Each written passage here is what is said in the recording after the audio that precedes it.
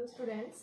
देखिए बेटा, हमारे पास में क्वेश्चंस दिया हुआ है कि आपके पास में एक कंटेनर है जिसके अंदर लिक्विड फीड किया हुआ है। इसके ऊपर क्या रखी हुई है, एक रिंग रखी हुई है। देखो, एक वायर है, रिंग ऑफ 3 सेंटीमीटर, यानी लिक्विड के सरफेस के ऊपर कोई एक रिंग है। मान लो इस तरह से रिंग की जो रेडियस है वो कितनी है, 3 सेंटीमीटर आपको गिवन है। ठीक है, इनिशियली किसमें थी, ये रेस्ट में थी सरफेस के ऊपर, और फिर इसको क्या किया गया है, थोड़ा सा ऊपर की तरफ राइज किया गया है। तो राइज करने के लिए हम क्या करते हैं, फोर्स अप्लाई करेंगे। तो बोल रहे हैं कि आपके पास में पूल रिक्वायर्ड इज, यानी जो फोर्स लगा है वो फोर्स किसके इक्वल है, 3.03 ग्राम है बेटा। तो फोर्स हमेशा क्या होता है, F बराबर mg होता है ना। तो यानी इसके ऊपर जो इस रिंग को ऊपर की तरफ जब राइज किया गया है तो इसके ऊपर जो फोर्स अप्लाई किया गया है वो किसके इक्वल है, F बराबर में mg लिखेंगे हम यहाँ से, क्योंकि ये तो हमारे पास में क्या दिया हुआ है, मास दिया हुआ है। तो मास की वैल्यू आपके पास कितनी है, 3.03 ग्राम है। तो यहाँ से हम क्या लिखेंगे, 3.03। इसको हम क्या लेंगे बेटा, वेट, क्योंकि जो आपके पास में क्या है, ये रिंग है, रिंग का जो वेट एग्जर्ट होगा, जितना डाउनवर्ड एग्जर्ट होगा उतना ही ऊपर की तरफ आपको इसको राइज करने के लिए फोर्स वर्टिकली अपवर्ड डायरेक्शन में अप्लाई करेंगे। ठीक है, तो यहाँ पे हमारे पास में जो वेट आएगा वो, यानी जी की वैल्यू जो लेंगे वो क्या लेंगे, 981 लेंगे। क्यों लेंगे, क्योंकि मास जो है वो ग्राम में है। तो हम सीजीएस सिस्टम में इसकी जो प्रैक्टिकल यूनिट है वो हम ग्राम वेट लेंगे इसमें फोर्स। ठीक है, तो आपके पास में फोर्स की वैल्यू किसके इक्वल आ गई, यानी mg के इक्वल आ गई हमारे पास फोर्स आ गया। अब पूछा क्या है आपसे कि more before the film breaks then it is afterward, यानी कि ये बिना टूटे हुए आपको क्या निकालना है, यहाँ से इसका सरफेस टेंशन निकालना है, लिक्विड का सरफेस टेंशन। देखो, हमने क्या बात की थी पीछे, हमने बताया था भाई आपके पास में लिक्विड है, लिक्विड के सरफेस के ऊपर हर एक मॉलिक्यूल्स के ऊपर एक फोर्स एक्सर्ट होता है जो क्या करता है, उसके एरिया को मिनिमाइज करने की कोशिश कर रहा है। यानी वो जो मिनिमाइज कर रहा है वो क्या लग रहा है, एक सरफेस टेंशन एक्सर्ट हो रहा है कि हर एक मॉलिक्यूल्स की टोटल लेंथ के अक्रॉस क्या लग रहा है बेटा, एक थिन लेयर है जो क्या कर रही है, आउटवर्ड स्ट्रेच मेम्ब्रेन का काम कर रही है। और ये आउटवर्ड स्ट्रेच मेम्ब्रेन क्या करेगी कि उसके एरिया को मिनिमाइज, यानी सरफेस एरिया को क्या करती है, ये मिनिमाइज करती है। तो हम क्या करेंगे कि इसका जो एरिया, यानी कि इस लिक्विड के हर एक मॉलिक्यूल्स के ऊपर जो सरफेस टेंशन एक्सर्ट हो रहा है, जो फोर्स लग रहा है, जो डाउनवर्ड लग रहा है, जिसके कारण क्या हो रहा है, एरिया कम हो रहा है। तो यहाँ पे क्या बताया इसने, एक रिंग रखी है, वायर की रिंग। अगर इस वायर रिंग को ऊपर की तरफ राइज किया गया, यानी जितना सरफेस टेंशन नीचे की तरफ एक्सर्ट हो रहा है, यानी जो उसके एरिया को मिनिमाइज कर रहा है इस रिंग की टोटल लेंथ के ऊपर, तो यहाँ हम क्या करेंगे, सरफेस टेंशन के अगेंस्ट कुछ क्या किया गया बेटा, फोर्स अप्लाई किया गया है। तो यहाँ इसने पूछा है कि लिक्विड के मॉलिक्यूल्स के ऊपर जो सरफेस टेंशन एक्सर्ट हुआ है वो सरफेस टेंशन क्या है, क्या निकालना हमें, सरफेस टेंशन। तो इस सरफेस टेंशन को हम कैसे लेंगे, देखो हमने फॉर्मूला पढ़ा था, क्या पढ़ा था, सरफेस टेंशन क्या होता है, force acting per unit length of the surface. Surface हमारा क्या है, यहाँ रिंग है, तो रिंग के ऊपर फोर्स कितना लगा है, mg ले लिया। लेंथ क्या है, आपकी रिंग है, रिंग कैसी शेप में होती है, सर्कुलर, सर्कुलर का रिंग क्या है, यानी कि लेंथ क्या होगी, सरकमफ्रेंस के इक्वल। तो हम क्या लेंगे, mg अपॉन में सरकमफ्रेंस ऑफ द रिंग, क्या लिखेंगे, सरकमफ्रेंस ऑफ रिंग। और सरकमफ्रेंस रिंग का क्या होता है, 2πr। तो mg अपॉन 2πr आ गई। तो हमारे पास में सरफेस टेंशन किसके इक्वल आया, mg अपॉन में 2πr। आपके पास देखो रेडियस गिवन है, कितनी दे रखी है, 3 सेंटीमीटर है हमारे पास में। ठीक है, फोर्स की वैल्यू जो है वो किसके इक्वल है, mg। तो यहाँ पे सारी वैल्यू हमारे पास में वैल्यू पुट कर देंगे। तो m की वैल्यू बेटा कितनी आ जाएगी, 3.03 इंटू 981 अपॉन में 2π इंटू में 3 सेंटीमीटर, क्योंकि हमने ये भी सीजीएस में लिया है तो इसको भी हमें सेंटीमीटर में ही रेडियस को रखेंगे।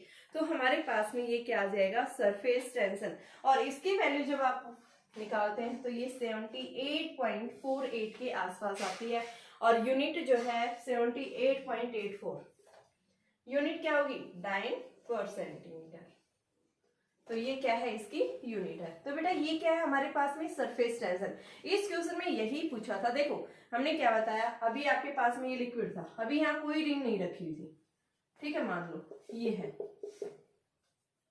अब हमने इसके ऊपर एक रिंग प्लेस कर दी जिसकी रेडियस क्या है, 3 सेंटी। तो बेटा यहाँ पे इसकी रिंग के सरफेस के ऊपर टोटल लेंथ के ऊपर क्या लगेगा, सरफेस टेंशन जो इसके एरिया को मिनिमाइज करेगा, डाउनवर्ड एग्जर्ट हो रहा है। तो यहाँ पे क्या करा है कि अगर इसको रिंग को डाउनवर्ड से अपवर्ड क्या किया जाए, इसको राइज किया जाए, तो बताइए कितना सरफेस टेंशन, यानी कि जितना सरफेस टेंशन होगा उतना ही फोर्स अप्लाई करेंगे ना। तो यहाँ पे आपसे पूछा है बताइए कितना फोर्स जो है, यानी कि फोर्स तो बता दिया है, कितना फोर्स इसके ऊपर राइज हुआ है, 3.03 ग्राम वेट। ठीक है, तो आपको सरफेस टेंशन निकालना है। तो सरफेस टेंशन सिंपल सा हमने फॉर्मूला अप्लाई किया। भाई फॉर्मूला हमने देखा था सरफेस टेंशन क्या होता है कि टोटल लेंथ के अक्रॉस कितना सरफेस टेंशन है, कितना फोर्स एक्सर्ट हो रहा है। अब देखिए ये तो था मेरे पास में क्वेश्चन नंबर 72। अब मैं क्वेश्चन नंबर 75, 73, 74 सेम है बेटा।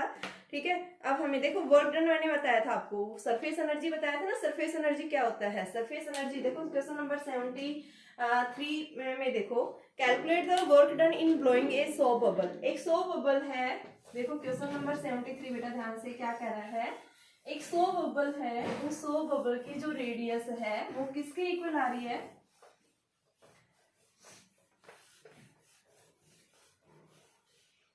100 बबल है, 100 बबल की जो रेडियस है वो ब्लो कर रही है, फ्रॉम ए रेडियस 2 सेंटीमीटर से 3 सेंटीमीटर चेंज हो गई है। ठीक है, चेंज होगी 100 बबल की रेडियस।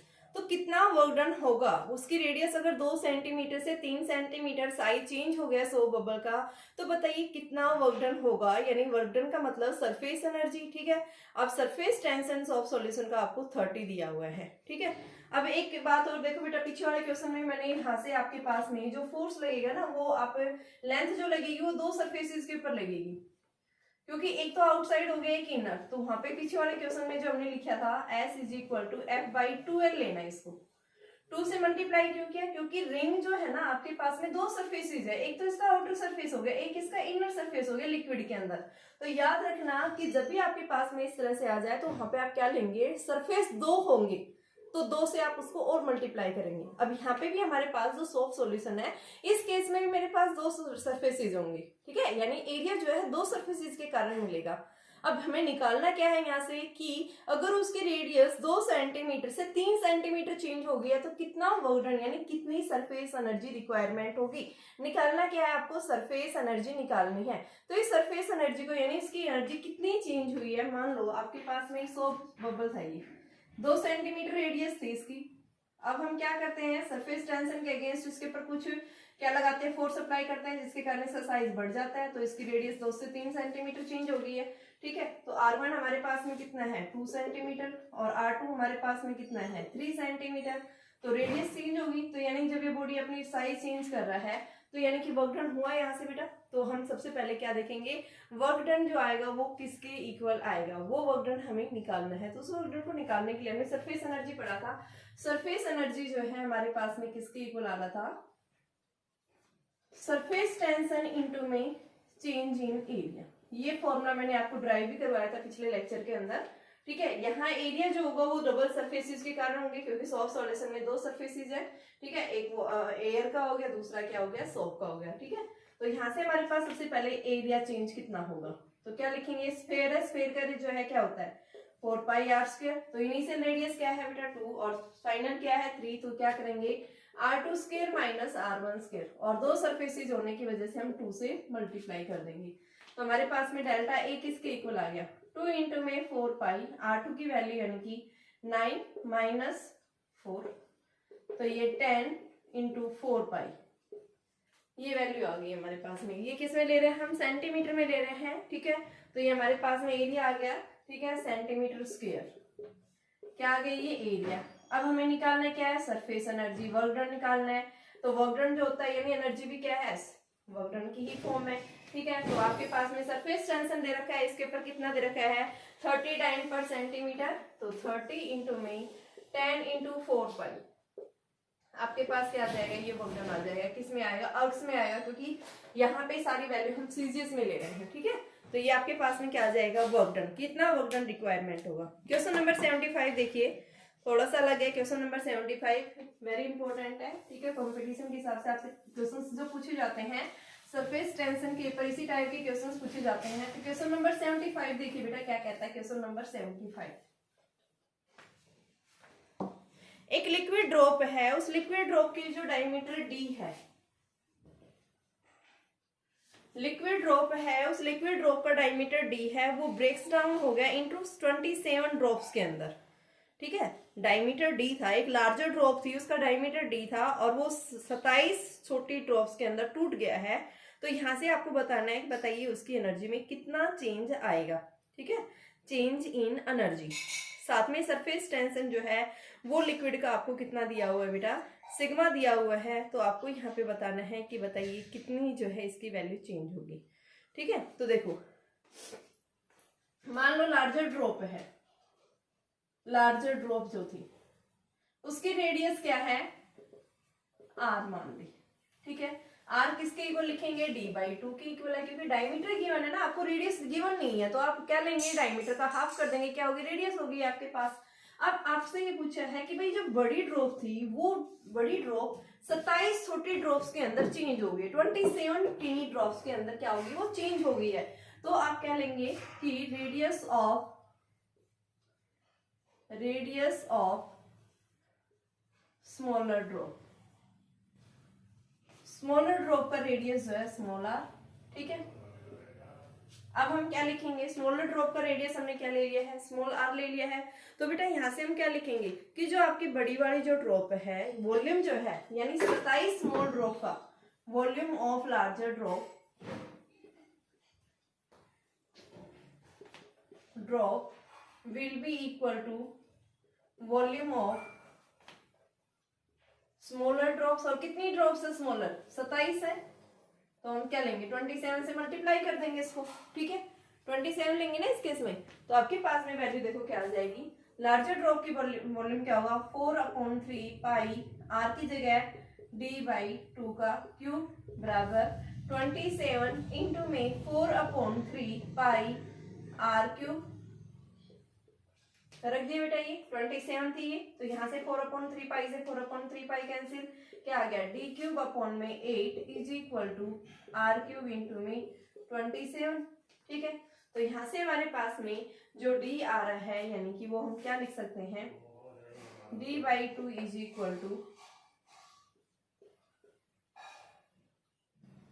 27 की पावर क्यूब इंटू में r की पावर क्यूब है बेटा, ये क्यूब। इसको हम क्या लिख सकते हैं, d/2 27, इसको हम 3 लिख सकते हैं ना, 27 था 3 की पावर क्यूब, तो ये हम लिख सकते हैं 3r की पावर क्यूब। क्यूब से क्यूब कैंसिल हो गया, आपके पास क्या आ गया, d/2 is equal to 3r। हमें निकालना क्या है, r निकालना है, रेडियस निकालनी है। ठीक है, तो r की वैल्यू हमारे पास में क्या आ जाएगी, d/6। ये हमारे पास रेडियस आ गई, स्मॉलर ड्रॉप्स की रेडियस आ गई।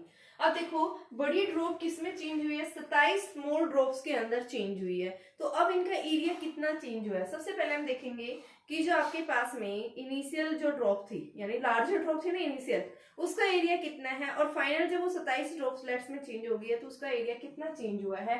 क्योंकि हमें निकालना क्या है कि जब वो क्या हुआ बेटा कि बड़ी ड्रॉप 27 ड्रॉपलेट्स के अंदर चेंज हुई है तो कितना वर्क डन हुआ है। तो वर्क डन निकालने के लिए हमें क्या चाहिए कि हमने फॉर्मूला पढ़ा था सरफेस टेंशन इनटू में चेंज इन एरिया। अब चेंज इन एरिया तो चाहिए हमें, भाई इनिशियल क्या था और फाइनल आपके पास में क्या आया है।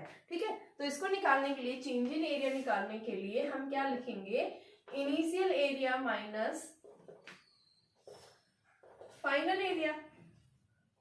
तो हमें निकालना क्या है, चेंज इन एरिया निकालना है सबसे पहले। तो इस चेंज इन एरिया को कैसे निकालेंगे, हमारे पास में इनिशियल रेडियस भी है फाइनल रेडियस भी है, तो हम क्या लिखेंगे, इनिशियल एरिया ऑफ द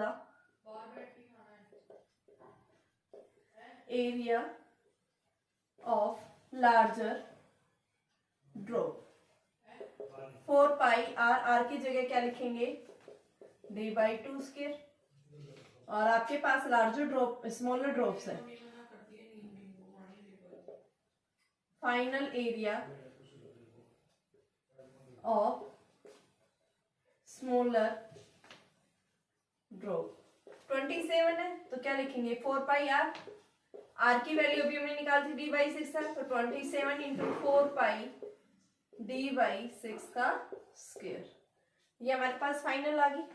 ठीक है, तो अब हमें क्या करना है, इनका वैल्यू निकालनी है। तो इसको हम कैसे निकालेंगे, तो आपके पास सबसे पहले इसको सोल्व करो, क्या आ जाएगा 27 इंटू 4 पाई डी स्क्वायर अपॉन में 36, तो ये बेटा आपके पास में 9, 12, तो आपके पास ये आ गया 3/4 4 पाई डी स्क्वायर। ये हमारे पास में क्या आ गया, फाइनल आ गया।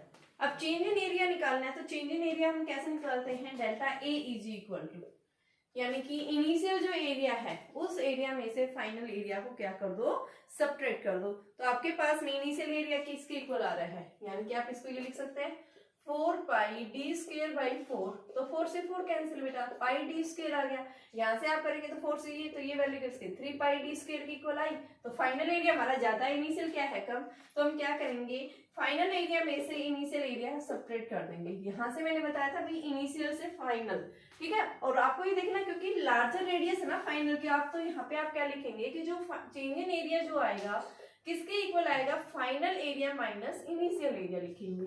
तो हमारे पास में देखो फाइनल एरिया किसके इक्वल आ रहा है, 3 पाई डी स्क्वायर के इक्वल आया, और इनिशियल क्या था आपके पास में पाई डी स्क्वायर, तो वैल्यू कितनी आ गई 2 पाई डी स्क्वायर, ठीक है। ये किसके इक्वल आया, चेंज इन एरिया। और हमें निकालना क्या है यहाँ से, वर्क डन, कि कितना वर्क डन होगा अगर एक बड़ी ड्रॉप 27 छोटे ड्रॉप्स के अंदर टूट जाता है, तो वर्क डन कितना होगा। यहाँ पे क्या निकालना है, वर्क डन। तो वर्क डन मैंने अभी बताया था क्या होता है बेटा, सरफेस टेंशन इंटू में, सरफेस टेंशन क्या दिया हुआ आपको क्वेश्चन में, सिग्मा इंटू में चेंज इन एरिया। तो हमारे पास में चेंज इन एरिया कितना है 2 पाई डी स्क्वायर, तो सिग्मा इंटू 2 पाई डी स्क्वायर, यानी इतना वर्क डन होगा बेटा, ठीक है। आपने यही ध्यान रखना है कि कितना वर्क डन होगा। इसी टाइप का मैं एक क्वेश्चन देखो, क्वेश्चन नंबर 76 भी सिमिलर टाइप का है, क्वेश्चन नंबर 77 भी सिमिलर टाइप का है, क्वेश्चन नंबर 78 ये देख लो, 78 करवा देती हूँ क्योंकि इसमें आइसोथर्मल कंडीशन बोल रहा है, तो आइसोथर्मल कंडीशन बताती हूँ होती क्या है, ठीक है।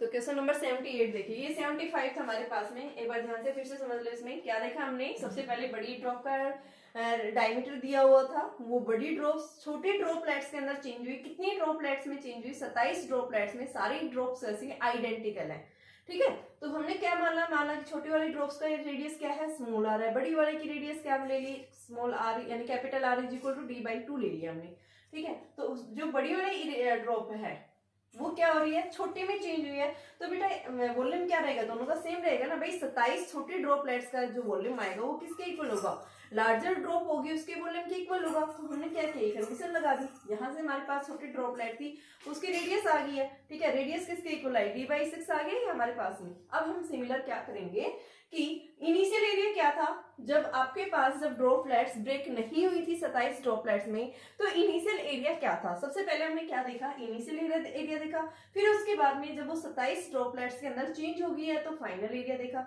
फिर हमने देखा चेंज इन एरिया कितना आ रहा है, तो चेंज इन एरिया की वैल्यू निकाली, ठीक है। और वर्क डन हमने निकाल दिया, वर्क डन का फॉर्मूला हमें पता है किसके इक्वल होता है, सरफेस टेंशन इनटू में चेंज इन एरिया, ठीक है। क्वेश्चन नंबर 78 देखिए,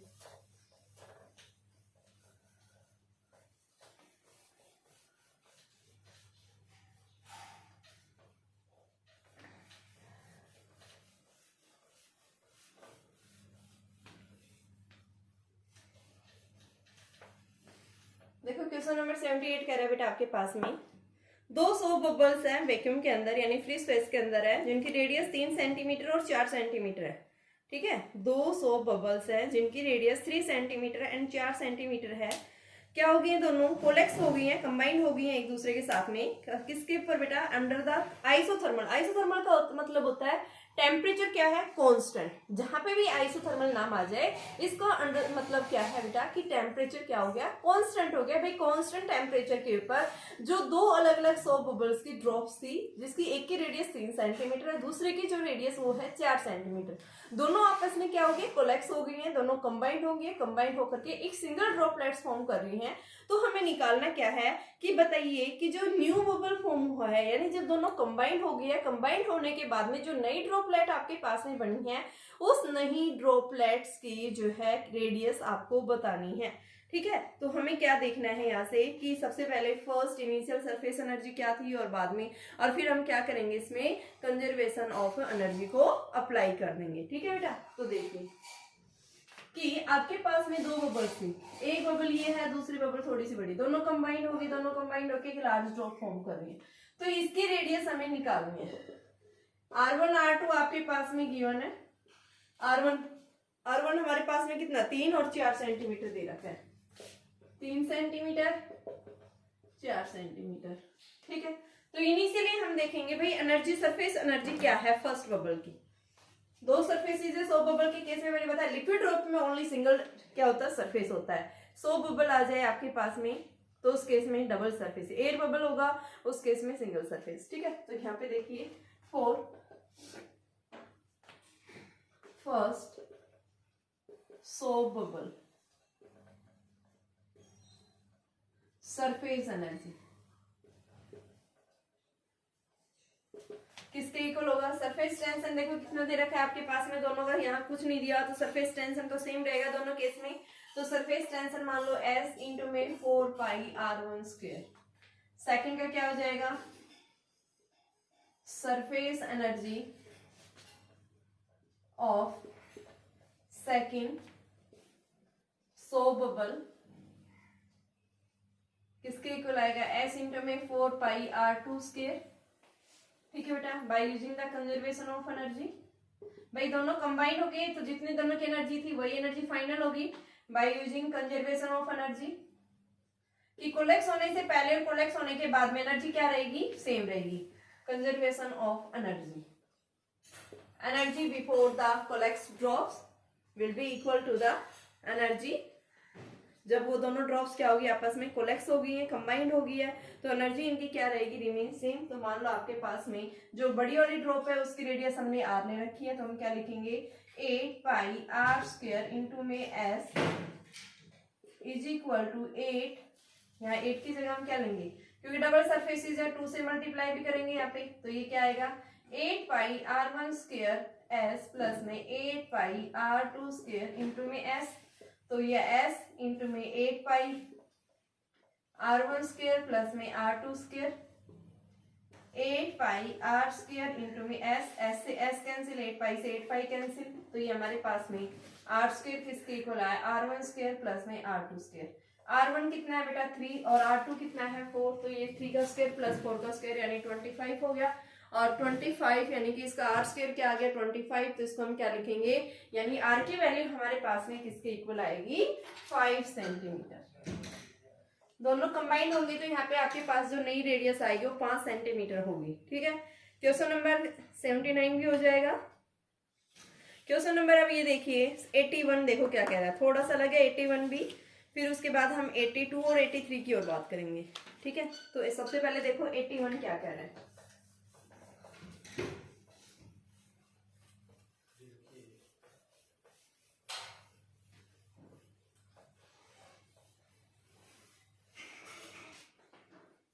देखिए बेटा 81 कह रहा है, एक ग्लास प्लेट है, इस ग्लास प्लेट की जो लेंथ है वो 10 सेंटीमीटर है।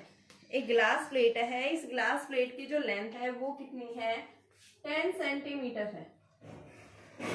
ग्लास प्लेट की लेंथ 10 सेंटीमीटर है, ब्रेथ इसकी कितनी है 4 सेंटीमीटर, एंड थिकनेस जो है वो आपके पास में कितनी गिवन है थिकनेस बेटा 0.4 सेंटीमीटर, 0.4 सेंटीमीटर इसकी थिकनेस है। एक ग्लास प्लेट है, ग्लास प्लेट की लेंथ दे रखी, ब्रेथ दे रखी, थिकनेस दे रखी है। ठीक है, इसका वेट जो है वो कितना है 20 ग्राम इन एयर। एयर के अंदर इस प्लेट का जो वेट है वो 20 ग्राम है एयर के अंदर। It is held vertically with long side horizontal, यानी इसको इस तरह से रखा है हॉरिजॉन्टली। ठीक है, vertically with long side horizontal, यानी लॉन्ग साइड इसका हॉरिजॉन्टल है, वर्टिकली इसको प्लेस कर दिया। And half the plate emerging, यानी आधी प्लेट किसके अंदर है, पानी के अंदर है। What will be it's apparent wait, उसके अपरेंट वेट के ऊपर क्या होगा। ठीक है बेटा, तो अपरेंट वेट हमें पता है, सबसे पहले हम अपरेंट वेट, भाई जितना इसका क्या होगा, अपरेंट वेट का मतलब यही है कि जितना इसका वेट एक्सर्ट हुआ है डाउनवर्ड उतना ही वर्टिकली अपवर्ड डायरेक्शन में भी उतना ही होगा। तो यानी अपरेंट वेट का मतलब क्या है, जैसे आपने पानी के अंदर इसको इमर्ज किया है तो उस केस में इसका अपरेंट वेट क्या होगा। तो अपरेंट वेट का मतलब क्या लिखेंगे, फर्स्ट केस वेट बराबर mg, m कितना है 20 और g की वैल्यू 981, तो ये हमारे पास में क्या आ जाएगा, अपरेंट वेट आ जाएगा ये। सेकेंड केस देखो क्या कह रहा है यहाँ से कि surface tension of water, apparent apparent wait हमने नहीं निकाला है, ये वेट निकाला है कि इसका जो वेट है वो डाउनवर्ड डायरेक्शन में कितना एग्जर्ट हो रहा है सबसे पहले। तो ये हम क्या बताएंगे, weight acts in downward of plate. Plate का वेट जो है डाउनवर्ड डायरेक्शन में कितना एग्जर्ट हो रहा है वो वेट निकाला है। और बेटा ये वेट लगभग आपके पास में, इसको 20 ग्राम फोर्स भी हम लिख सकते हैं, ठीक है। सीजीएस यूनिट है, ये प्रैक्टिकल यूनिट होती है, 20 ग्राम है। अब इसको हमने कहाँ रखा है कि जैसे लिक्विड के अंदर रखा है तो इसके ऊपर सरफेस टेंशन लगेगा, तो सरफेस टेंशन के कारण फोर्स कितना लगेगा, ठीक है। तो सबसे पहले आपके पास में सरफेस टेंशन कैसे एग्जर्ट होगी, तो आपके पास में जो एक प्लेट है, लेंथ भी है ब्रेथ भी है, इसको पानी के अंदर इमर्ज कर दिया,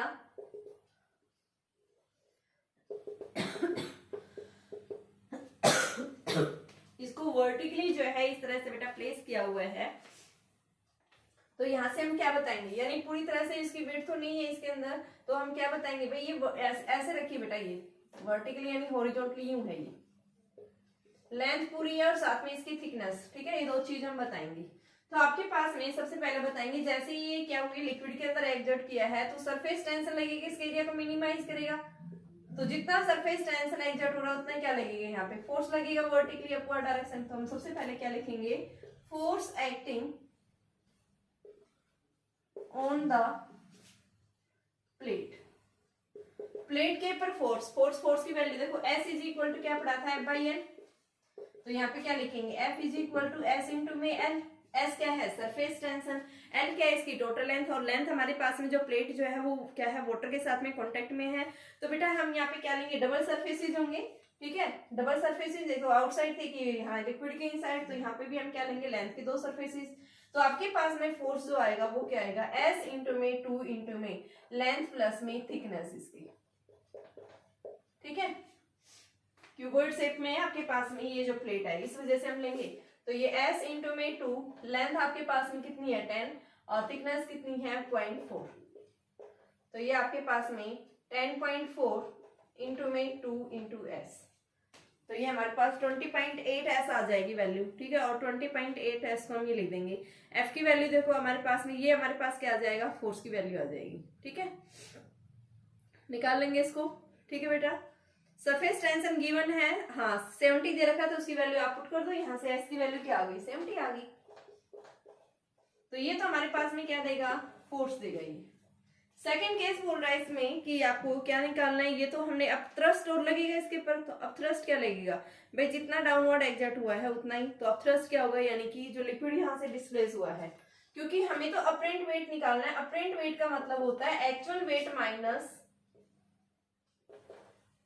अब थ्रस्ट। तो एक्चुअल वेट हमने निकाली है भाई, डाउनवर्ड डायरेक्शन में जो एक्चुअल वेट है वो किसके इक्वल है, वो उसकी वैल्यू हमने 20 ग्राम लिखी है, ठीक है। और अब हमें क्या निकालना है, वर्टिकली अपवर्ड डायरेक्शन में फोर्स निकालना है। तो उस अपवर्ड डायरेक्शन में जो फोर्स को निकालने के लिए हम कैसे निकालेंगे कि जितना ये डाउनवर्ड डायरेक्शन में फोर्स एक्सर्ट हो रहा है उतना ही अप थ्रस्ट, उन दोनों का डिफरेंस कर देंगे, ठीक है। तो आप क्या करेंगे, सबसे पहले अप थ्रस्ट फोर्स यानी कि जो ऊपर की तरफ फोर्स लग रहा है वो निकालिए। तो उसको निकालिए, तो डाउनवर्ड डायरेक्शन में फोर्स लगा है वो निकाला है यहाँ से। अब ऊपर की तरफ जो फोर्स लगा है उसको निकालने के लिए हम क्या लिखेंगे, क्या लिखेंगे, F acts in vertically upward. तो ये क्या होगा, M dash G. M dash क्या होगा, mass is equal to volume into density. भाई ऊपर की तरफ एक्सर्ट हो रहा है, जितना लिक्विड यहाँ से डिस्प्लेस हुआ है उसी के इक्वल होगा। तो यहाँ पे हम क्या लेंगे, एम जी। एम क्या होता है, मास वॉल्यूम इनटू में डेंसिटी, ठीक है। और वॉल्यूम हम किसके इक्वल लेंगे बेटा, यहाँ से। तो आपके पास देखो ये आधी इमर्ज है, तो हम क्या लेंगे यहाँ से, मास होता है वॉल्यूम इंटू में डेंसिटी इंटू में जी। तो यहाँ से वॉल्यूम की वैल्यू आएगी अब आपके पास में लेंथ इंटू ब्रेथ, यानी कि आपके पास LBH है नहीं। तो हम क्या लिखते हैं, आपके पास क्यूबॉइड शेप में है तो हम क्या लिखेंगे, वॉल्यूम जो आएगा वो LBH होगा। तो L की वैल्यू L, B ब्रेथ आधी इमर्ज है तो B/2 प्लस में H थिकनेस, ठीक है, इंटू में रो इंटू में जी। क्या दे देगा ये हमें, अप थ्रस्ट दे देगा।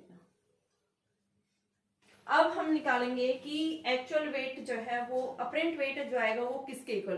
तो एक्चुअल वेट तो 20 था आपके पास में, यहाँ से 20 ग्राम फोर्स देख रहे हैं, ठीक है। इस 20 ग्राम फोर्स में से आप क्या कर दो कि इन दोनों की वैल्यू को देखो, आपके पास तो ये डाउनवर्ड डायरेक्शन में फोर्स जो डिस्प्लेस हुआ है वो है, और ये अपवर्ड डायरेक्शन में जो फोर्स, उन दोनों का सब्ट्रैक्ट कर देना। तो force in act in downward minus force act in upward क्या दे देगा बेटा, ये नेट फोर्स दे देगा। ठीक है, तो ये क्या देगा हमें, नेट फोर्स देगा, अप्रेंट वेट देगा ये।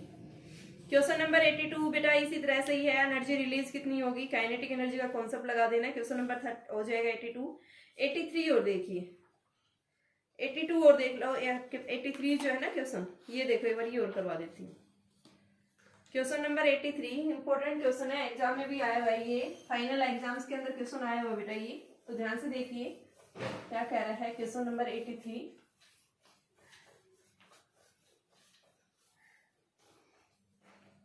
आपके पास क्वेश्चन नंबर 83 दिया हुआ है, if A number of little droplets, अगर आपके पास में एक नंबर ऑफ लिटिल ड्रॉपलेट्स हैं, ईच ऑफ रेडियस आर, हर एक की रेडियस स्मॉल आ रहा है, और क्या हुई ये आपस में कंबाइंड होकर एक बड़ी ड्रॉप फॉर्म कर रही हैं।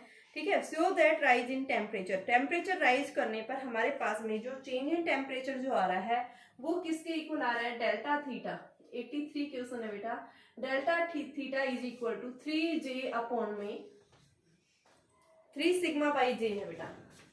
सिग्मा क्या है, surface tension 1/r minus 1/r, कि जब आपके पास में दो लिटिल ड्रॉप्स आपस में कंबाइंड होकर के एक बड़ी ड्रॉपलेट्स में फॉर्म हो गई है, तो वहां पे आपको बताना है कि उनका जो टेम्परेचर बढ़ेगा उस टेम्परेचर की वैल्यू हमारे पास में ये आएगी। ठीक है बेटा, देखो सबसे पहले आपने ये ध्यान रखना है, जब भी आपके पास में एक बड़ी ड्रॉपलेट छोटी में जा रही है तो एनर्जी हमेशा क्या होती है, रिलीज होती है, और जब भी आपके पास में स्मॉल ड्रॉपलेट्स कंबाइंड होकर एक लार्ज ड्रॉपलेट्स में चेंज हो रही है, उस केस में एनर्जी हमेशा क्या होती है, इवोल्व होती है। कॉन्सेप्ट ध्यान रखना कि जब भी आपके पास में ए लार्जर ड्रॉप अगर किसमें कहां चेंज हो रही है, larger drop change into smaller drop, तो एनर्जी क्या होगी, रिलीज होगी। ठीक है, एनर्जी क्या होगी, हमेशा रिलीज होगी। बट अगर आपके पास में रिलीज होगी बेटा, बट अगर आपके पास में n स्मॉलर ड्रॉप्स कंबाइंड होगी, n स्मॉलर ड्रॉप्स क्या कर रही हैं, कंबाइंड हो रही हैं और एक लार्जर ड्रॉप फॉर्म कर रही है, तो उस केस में एनर्जी क्या होती है, हमेशा इवोल्व होती है, एब्जॉर्ब करता है वो। ठीक है, उसको टेम्परेचर बाहर से हीट रिक्वायरमेंट करते हैं। ठीक है, तो यहाँ से आपके पास जो क्वेश्चन पूछा हुआ है कि जब आपके पास में दो ड्रॉपलेट्स हैं, दो छोटे छोटे ड्रॉपलेट्स हैं, जिनकी ए नंबर ऑफ, दो नहीं है, ए नंबर ऑफ ड्रॉपलेट्स है, एक नंबर ऑफ ड्रॉपलेट्स है, ये कंबाइंड होकर के क्या कर रही हैं, एक लार्जर ड्रॉप फॉर्म कर रही हैं। पहले n स्मॉल ड्रॉपलेट्स जिनकी रेडियस स्मॉल r थी, जब ये बड़ी होकर यानी कंबाइंड हो गई हैं तो उनकी रेडियस कैपिटल R आ गई है। तो आपको यहाँ पे बताना है कि इनका जो टेम्परेचर, यानी हमने कंबाइन किया, कंबाइन करने के लिए हमने बाहर से क्या दिया, इसको टेम्परेचर दिया, तो कितना टेम्परेचर, यानी इतना टेम्परेचर हमें राइज करना पड़ेगा इनको क्या करने के लिए बेटा, कि यहाँ पे दोनों कंबाइंड हो जाए। ठीक है, तो इनको कंबाइन करने के लिए हमने क्या किया, इन दोनों को जो है क्या कर दिया, टेम्परेचर रिक्वायरमेंट में। तो देखिए बेटा आपके पास में जो n स्मॉल ड्रॉप्स हैं वो कंबाइंड होके एक लार्ज ड्रॉप में जा रही है, तो सबसे पहले हम लिखेंगे volume of n drops will be equal to volume of larger drops. तो आपके पास में n स्मॉल ड्रॉपलेट्स का वॉल्यूम क्या है, 4/3 पाई r क्यूब, बड़ी वाली का क्या है, 4/3 पाई r क्यूब, ये हमारे पास कैंसिल हो गया, क्या आ गया, n r cube is equal to r cube. तो यहां से हम ये लिख देंगे, यानी कि आपके पास में क्या आ गई, n r cube is equal to, हम क्या लिखेंगे, r क्यूब के इक्वल आ रहा है। ठीक है, तो यहां से हमारे पास ये इक्वेशंस आ गई। अब हम देखेंगे इनका एरिया कितना चेंज होगा, change in area, area decrease हो गया यहाँ पे, तो चेंज इन एरिया यानी कि इनिशियल क्या था, n इंटू 4 पाई r square minus n into 4 पाई r स्क्वायर, बड़ी वाली क्या आएगी, तो ये क्या आ गई बेटा आपके पास में, 4 पाई बाहर ले लो, n r square minus r square, इसको हम क्या लिख सकते हैं, 4 r से मल्टीप्लाई कर दो, r से डिवाइड कर दो, तो ये आपके पास r माइनस r स्क्वायर। ठीक है, एन आर क्यूब की जगह हम क्या रख देंगे, ये कंडीशंस यूज कर दो, तो आपके पास में क्या आ जाएगा, 4 पाई r cube by r minus r square. तो यहाँ से हमारे पास में इसको भी मैं क्या करूंगी, r से मल्टीप्लाई और डिवाइड कर दूं ताकि मैं r क्यूब को बाहर निकाल सकूं। तो इसको मैंने r से मल्टीप्लाई कर दिया, r से डिवाइड कर दिया, तो मेरे पास में जो इक्वेशन बन गई वो इक्वेशन क्या बनी, यानी जो चेंज इन एरिया आया है बेटा आपके पास में वो किसके इक्वल आया, delta A is equal to 4 pi are cube into 1 by are minus 1 by R. ये इक्वेशन आ गई हमारे पास में। अब देखो जब ये लार्जर एन ये स्मॉल एनएफ ड्रॉप्स जब कंबाइंड होकर एक लार्जर ड्रॉप फॉर्म कर रही है तो इन्होंने एनर्जी इवोल्व की, यानी सरफेस एनर्जी किसके इक्वल है, तो एनर्जी जो है वो किसके इक्वल होगा, सरफेस टेंशन इनटू में change in area. Surface tension मेरे पास सिग्मा है, एरिया कितना है 4 पाई आर क्यूब इनटू में 1 by are minus 1 by R. ये तो हमारे पास क्वेश्चन यहाँ तक अगर होता तो यहाँ तक हम कर देते, लेकिन यहाँ इसने पूछा है कि जब ये कंबाइन हो रही है तो कितनी एनर्जी यहाँ पे, यानी इसका जो टेम्परेचर चेंज हुआ है वो टेम्परेचर इतना राइज हो गया है। तो देखो हमने आगे पढ़ेंगे 7th यूनिट के अंदर आपके पास में आता है जूल्स इक्विवेलेंस, ठीक है। वो क्या बताता है कि आपके पास में जो हीट प्रोड्यूस होती है वो किसके इक्वल है, amount of the work done by the joules equivalent, ठीक है। तो बेटा यहाँ से हम हमारे पास ये वैल्यू आती है, तो यहाँ से अगर हम इस W को इससे डिवाइड कर दें तो W आपके पास में क्या है, sigma into 4 pi are cube by J into में 1 by are minus 1 by r, Q आ गया। अब देखो ये क्यू क्या है, हीट रिक्वायर्ड की गई है। हीट हमारे पास जो रिक्वायर्ड करते हैं क्या होती है, ms डेल्टा टी। एस क्या है, यहाँ स्पेसिफिक हीट, टेम्परेचर है, टी को थीटा की फॉर्म में ले रखा है टेम्परेचर। एस क्या है, स्पेसिफिक हीट। एम क्या है, मास है। मास हमारे पास गिवन नहीं है, हम क्या लेंगे, वॉल्यूम इनटू में डेंसिटी। मास आ गई और स्पेसिफिक हीट एस आ गया और डेल्टा थीटा। तो ये भी आपके पास क्यू है। देखो स्पेसिफिक हीट जो होती है वो क्या है आपके पास में, लिक्विड ड्रॉप्स की 1 होगी, ठीक है। डेंसिटी जो है वाटर की वो भी हमने 1 ले रखी है। तो ये हमारे पास में यानी कि जो V है, V क्या है बेटा, यहाँ पे वॉल्यूम है, आपके पास लार्जर ड्रॉप में चेंज हुई है, तो V को हम क्या लिखेंगे 4/3 पाई आर क्यूब। तो ये आपके पास में Q किसके इक्वल आ गया, 4/3 पाई आर क्यूब इंटू में डेल्टा थीटा। Equation number 2। ये इक्वेशन नंबर 1 ले लो, ये भी क्यू था ये भी क्यू था, दोनों को क्या करो इक्वेट कर दो। इक्वेट करते हैं तो हमारे पास में फ्रॉम फर्स्ट एंड सेकंड हम क्या देखते हैं, फ्रॉम फर्स्ट एंड सेकंड क्या देखते हैं बेटा, 4/3 pi are cube delta theta is equal to sigma 4 pi are cube upon में J 1 by are minus 1 by r. 4 pi से कैंसिल हो जाएगा, नहीं 4 पाई आर क्यूब से ये कैंसिल, आर क्यूब से आर क्यूब कैंसिल, तो डेल्टा थीटा आपके पास में 3 sigma by J 1 by are minus 1 by R. ये हमारे पास में टेम्परेचर आ जाएगा। यही हमें प्रूव करना था। देखो कुछ नहीं किया इसके अंदर, एक बार मैं फिर से बता रही हूँ।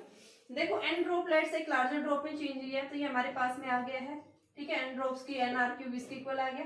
चेंज इन एरिया कितना चेंज होगा ये लिखा हमने यहाँ से क्या किया है 4 पाई कॉमन ले लिया, ये वैल्यू आ गई, आर से मल्टीप्लाई डिवाइड कर दिया, ठीक है, ये वैल्यू आ गई। यहाँ से देखो आर क्यूब की जगह मैंने क्या एन आर क्यूब की जगह क्या दे रखा था, आर क्यूब, मैंने ये रिप्लेस कर दिया, ये वैल्यू आर क्यूब दोनों में कॉमन, क्योंकि यहाँ से मैंने आर से multiply divide, R cube common निकाल लिया, ये फॉर्मूला बन गया। वर्क डन क्या होता है, यानी surface energy surface tension into में चेंज इन एरिया, तो ये वैल्यू आ गई।